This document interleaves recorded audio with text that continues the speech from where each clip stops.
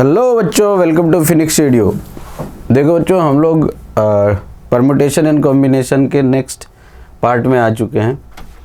आज हम लोग स्टार्ट करेंगे फंडामेंटल प्रिंसिपल ऑफ काउंटिंग। इससे पहले हम लोगों ने जो बेसिक्स फंडामेंटल थे एनसीआर एनपीआर के, दैट इज़ फैक्टोरियल नोटेशन पे काफ़ी कुछ देखा हमने 7-8 लेक्चर के अंदर। जेईई मेन के जो क्वेश्चंस पूछे तो वो भी हमने किया। ओके, यदि आपको फैक्टोरियल नोटेशन से रिलेटेड कोई भी प्रॉब्लम हो रहा है तो आप उन वीडियोस पे जाइए, उसको देखिए, आपका कंसेप्ट क्लियर हो जाएगा। Okay, now come to the fundamental principle of counting. Actual में क्या है, परमुटेशन कॉम्बिनेशन के अंदर ये सबसे वेरी फर्स्ट टॉपिक है अपना।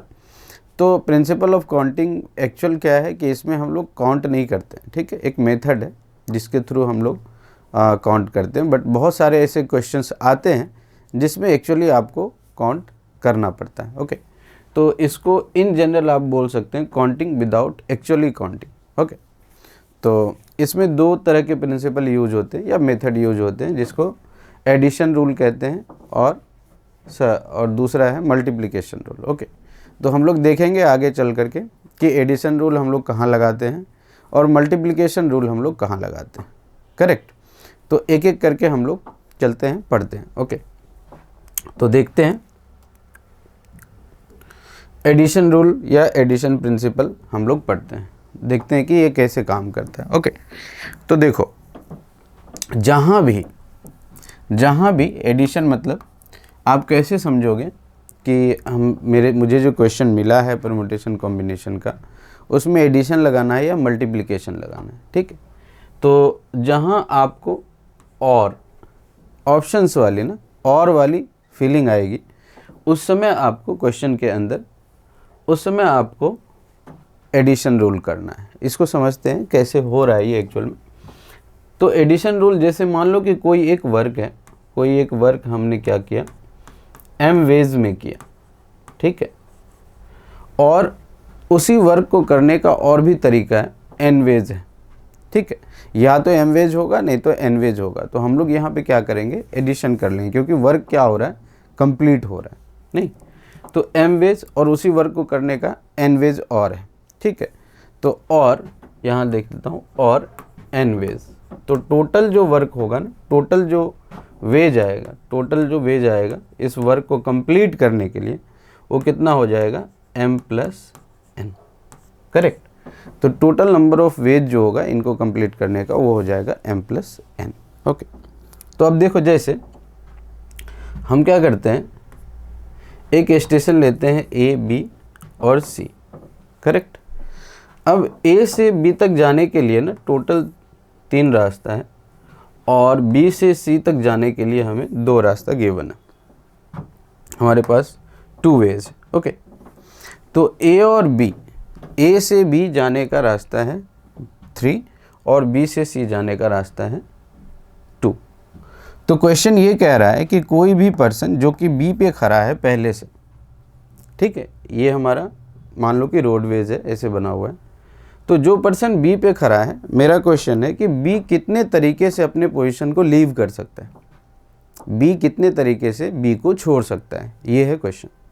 तो क्या करोगे, B को लीव करने के कितने तरीके हो जाएंगे, या तो B A पे चला जाए, नहीं तो B C पे चला जाए।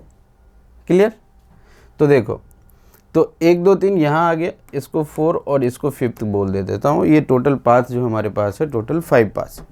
तो A से B पर जो आदमी बैठा हुआ है वो अपने पोजीशन को छोड़ रहा है, तो कहाँ कहाँ जा सकता है, तो B या तो A पर आ जाए, वो कितने तरीके से आ सकता है, 1 2 3, और B नहीं तो C पे चला जाए। क्लियर, तो देखो हमारा वर्क क्या था, यहाँ पर हमारा वर्क था कि B अपने पोजीशन को कैसे लीव करेगा, सिंपल। तो B यदि लीव कर रहा है, करेक्ट, तो वही हमारा वर्क है। तो या तो B लीव करके A पर चला जाए, तो कितने तरीके हो गए, टोटल B A पे जा रहा है, तो टोटल कितने वेज हो गए, 3 वेज। करेक्ट, अब B जो है ना C पर भी जा सकता है। तो देखो यहाँ पर क्या आ रहा है, 2 वेज। तो B अपना पोजीशन छोड़ रहा है, यही क्वेश्चन था, यही वर्क है। तो बी छोड़ने का वर्क या तो 3 वेज नहीं तो 2 वेज। तो टोटल कितना वेज है, जिसके टोटल वेज कितना है, टोटल है 3 + 2 वेज। और का कंसेप्ट आ गया ना यहाँ पे, तो टोटल कितना आ जाएगा, 5 वेज आ जाएगा। करेक्ट। ये आपका क्वेश्चन यहाँ पे कंप्लीट हो गया। तो जहाँ भी जिस भी क्वेश्चन के अंदर और वाली कंसेप्ट आ जाए, ऑप्शन वाली कंसेप्ट आ जाए, वहाँ हम लोग क्या करेंगे, एडिशन रूल अप्लाई करेंगे। करेक्ट। चलिए देखते हैं इस पर बेस्ड और भी क्वेश्चंस। जैसे पहला ही क्वेश्चन हम लोग लेते हैं, there are 25 students in a class which 15 boys and 10 girls. The class teacher select either a boy or a girl for monitor of the class. Okay, in how many ways the class teacher can make this selection? Okay, तो देखो इसमें 25 student है, जिसमें total 15 boys है और 10 girls है। Class teacher को क्या बनाना है, मॉनिटर बनाना है। तो यदि 25 स्टूडेंट्स में 15 हमारा बॉयज़ है और 10 जो है उतने गर्ल्स हैं। Correct, done. और हमें क्या बनाना है, मॉनिटर चूज करना है। ठीक है। तो अब ये क्लास टीचर 15 बॉयज और 10 गर्ल्स में से कोई भी मॉनिटर बन सकता है, ऐसा बोला गया है। इन how many veg the class teacher can make this selection. Okay, तो या तो 15, देखो अभी हो गया टोटल, ऑप्शन वाली कहानी आ गई। या तो 15 बॉयज़ में से कोई एक बॉय को चुन ले, तो वहाँ से कितने तरीके हो जाएगा, टोटल बॉयज़ को चूज़ करने के कितने तरीके हो जाएंगे, 15 वेज। या और गर्ल्स में से कोई एक गर्ल्स को चूज़ कर ले, तो टोटल आ गया 10 वेज। तो टोटल मॉनिटर को चूज़ करने का तरीका कितना हुआ, 25 वेज। तो वो जो क्लास टीचर है ना, वो क्लास टीचर टोटल 25 वेज से 25 तरीके से ही चूज़ कर सकता है एक मॉनिटर को अपॉइंट करने के लिए। Okay, so this is the very easy question. Now come to the next second question. There are 4 students for physics, 6 students for chemistry and 7 students for mathematics gold medal. In how many ways one of these gold medal be awarded? तो देख लो, हमारे पास total कितना है, 4 student और 4 physics. तो हमारे पास physics के total 4 students हैं। करेक्ट। फिर केमिस्ट्री के कितने हैं, केमिस्ट्री के 6 हैं, 6 स्टूडेंट हैं। और फिर chemistry 6 and 7 students of mathematics, और मैथ्स के 7 स्टूडेंट। उसके बाद बोला जा रहा है इन how many veg one of this gold medals be awarded. तो देख लो, तो 7 + 4 11 + 6 17।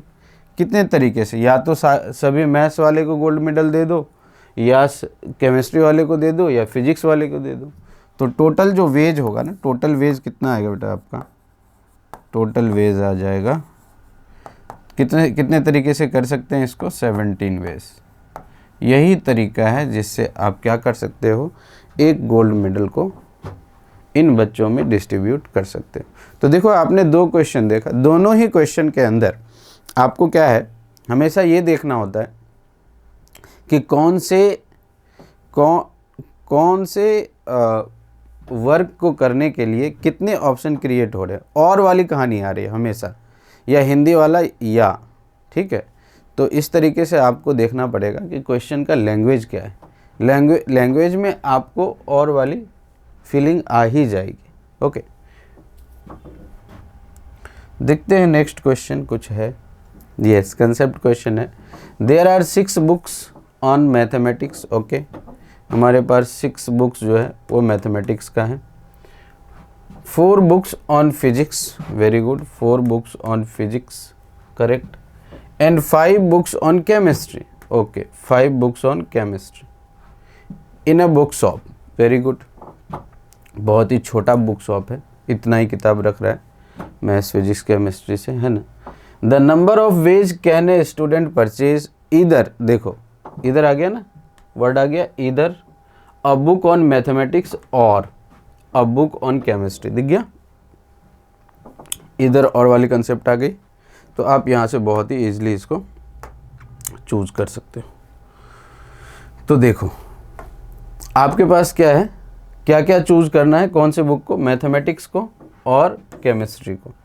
तो मैथमेटिक्स और केमिस्ट्री टोटल बुक को यदि हम लोग ऐड करें तो टोटल कितना आ रहा है, 6 + 5 दैट इज़ हमारे पास 11 बुक्स हैं।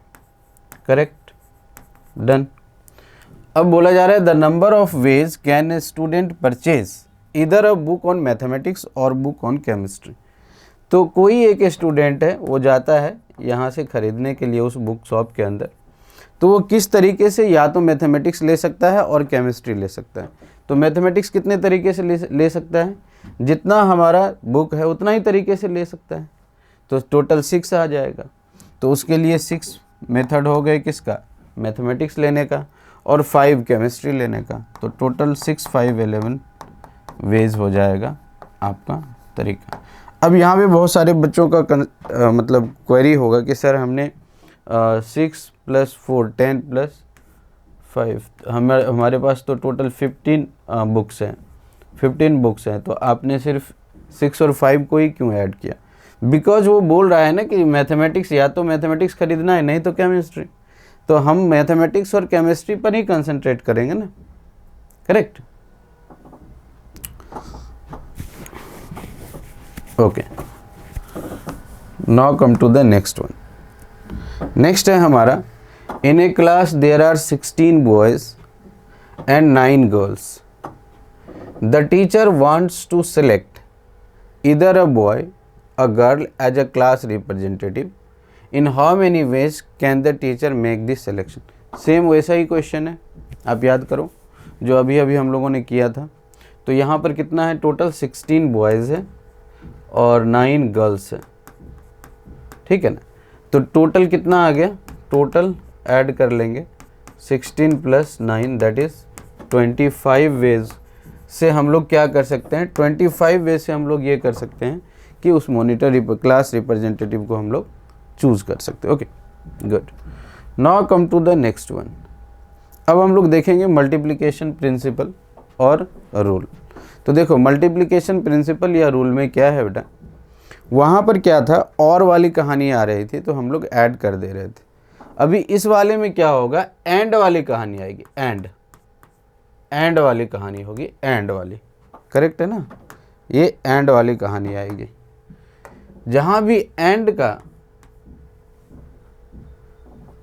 का जहाँ भी फीलिंग आएगा क्वेश्चन पढ़ने से, वहाँ पर हम लोग मल्टीप्लाई कर देंगे टोटल नंबर ऑफ वेज को। मतलब यदि कोई वर्क m वेज में हो रहा है एंड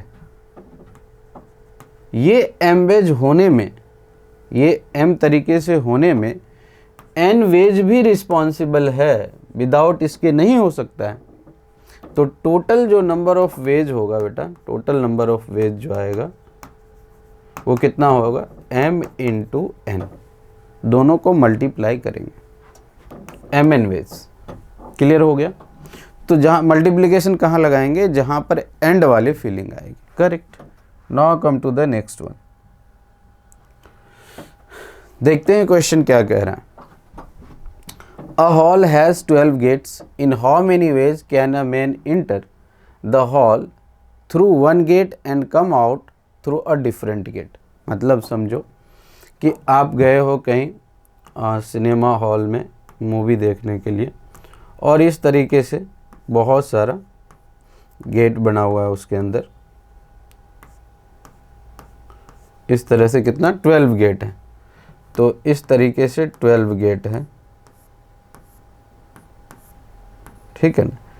इस तरीके से आपका बहुत सारा ऐसे गेट बना हुआ है, तो टोटल 12 गेट है, ठीक है ना, इस तरीके से। तो अब आप समझो कि ये 1 हो गया, ये दूसरा, ये तीसरा, इसी तरीके से 4th 5th, इसी तरीके से नीचे भी 6th, चलो बना ही देता हूँ। तो ये आ गया 6th गेट। ओके, हाँ,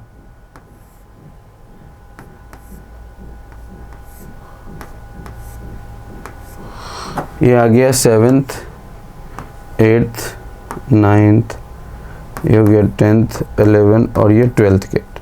करेक्ट। उसने क्या बोला है कि आप जिस गेट से एंटर कर रहे हो ना, देखो, a man enter the hall through 1 gate, okay, and come out through a different gate. ठीक है ना, तो ये चीज़ ध्यान रखना ना। तो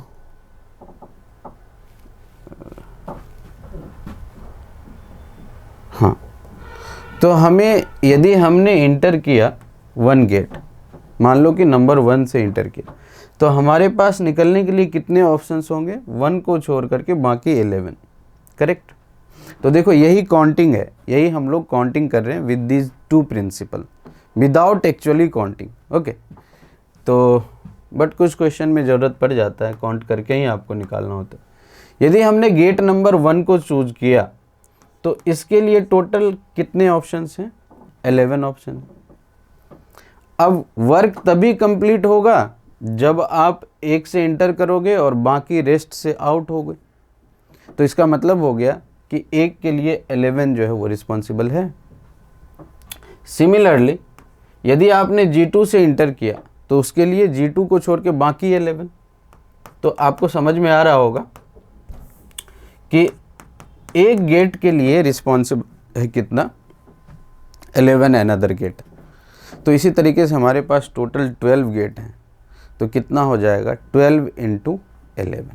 ओके, सो टोटल वेज से कोई मूवी देख करके वापस कैसे आ सकता है? तो 12 × 11 दैट इज़ 132 वेज। तो मल्टीप्लिकेशन में आपको बिल्कुल ही क्वेश्चन के अंदर ही ये समझना पड़ेगा कि इसमें एंड वाली प्रॉपर्टी चल रही है या और वाली प्रॉपर्टी चल रही है। यदि और वाली प्रॉपर्टी चल रही है तो अपने आप एडिशन कर दो। यदि एंड वाली प्रॉपर्टी लग रहा है आपको कि जो वर्क हो रहा है उसमें एम वेज के साथ साथ एन वेज भी रिस्पॉन्सिबल है, तो दोनों को आपको क्या करना पड़ेगा? मल्टीप्लाई करना पड़ेगा। और यदि नहीं है तो आपको क्या करना पड़ेगा?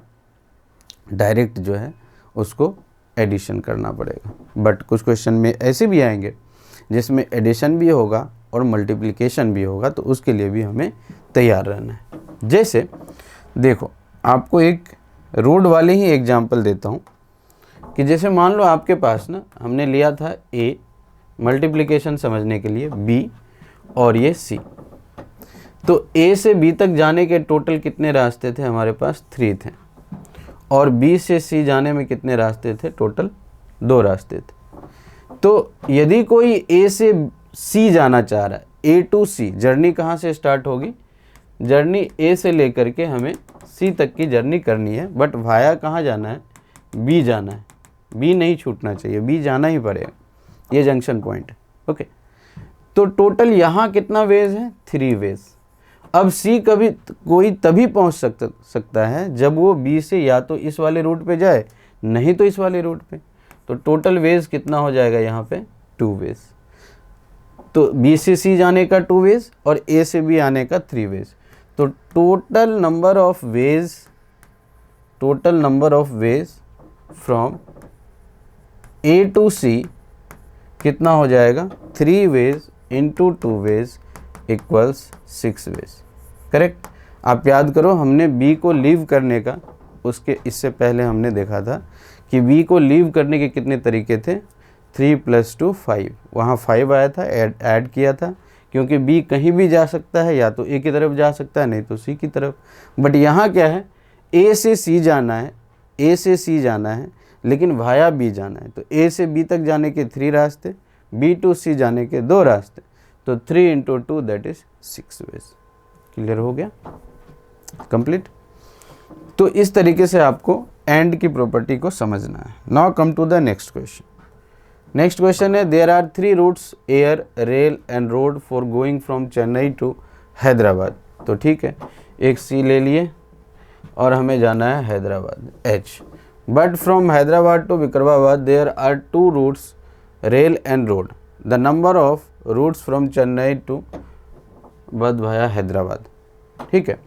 तो हमें जाना है road from going from Chennai to Hyderabad, तो हमें कहाँ से कहाँ जाना है, Chennai to C to V जाना है, लेकिन वाया कौन सा है, एच। तो 3 रूट्स वही तो हो गया, उसी का आंसर आ जाएगा। सी टू एच में कितना है देख लो, रूट्स एयर, रेल, एयर है, रेल है और रोड है, ठीक है। Going from Chennai to Hyderabad, ठीक है, सी टू एच चले गए। फिर क्या कह रहे हैं, एच टू इतना, देर आर 2 रूट, एच से भी जाने के लिए 2 ही रूट है, रेल और rail and road, road, correct. तो यहाँ 3 वेज, यहाँ 2 वेज। अब जाना कहाँ से कहाँ है बेटा, जाना है हमें the number of roads from Chennai to V, C to V जाना है। तो सी टू वी में टोटल कितना आ जाएगा, total 3 × 2 that is 6 ways, yes और नो, यस। कौन सा ऑप्शन आया, सी ऑप्शन। तो इस तरीके से आपको ध्यान में रखना है कि कहाँ पे हम एंड लगाएंगे, कहाँ पे हम और लगाएंगे, ठीक है। देखते हैं एक क्वेश्चन और। In a class there are 15 boys and 12 girls, the teacher wants to select a boy and a girl. देखो एक बॉय है एंड एक गर्ल को चूज करना चाह रहा है, to represent the class for a function, in how many ways can the teacher make the selection. अब आप देखो यहाँ पर क्या है, थोड़ा अलग है। In a class there are 15 boys, boys हमारे पास कितने हैं, बॉयज़ हैं 15, और जो हमारे पास गर्ल्स हैं वो कितनी हैं, 12 गर्ल्स हैं। The teacher wants to select 1 boy and 1 girl, एक बॉय और एक गर्ल को चूज करना चाह रहा है एक साथ, ठीक है। एंड देखो एंड वाली फीलिंग आ गई, एंड का। To represent the class for a function, in how many ways can the teacher make the selection. Okay, तो कितने तरीके से टीचर ऐसा काम कर सकता है कि एक बॉय और एक गर्ल को चूज कर सकता है। तो देखो ऐसे ही समझो कि एक बॉय को यदि हम सिलेक्ट किए, एक बॉय लिए B1, तो उसके साथ कितने गर्ल्स आ सकते हैं, 12 के 12, करेक्ट।